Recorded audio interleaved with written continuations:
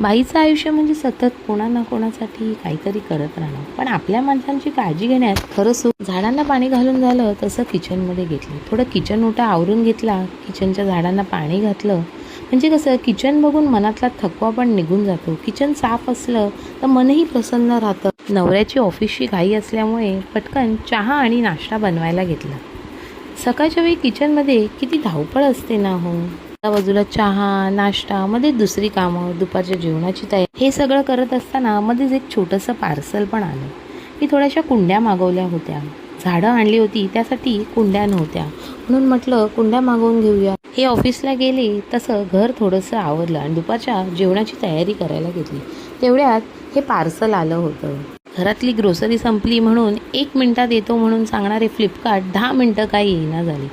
मग हे पार्सल घेतलं, सगळं सामान नीट आहे की नाही चेक करून घेतलं आणि मग दुपारच्या जेवणाला लागले. आज सुक्या सुंगटाची भाजी आणि आंब्याची कढी होती. आज थोडंसं ग्रोसरी सामान पण आणायचं होतं.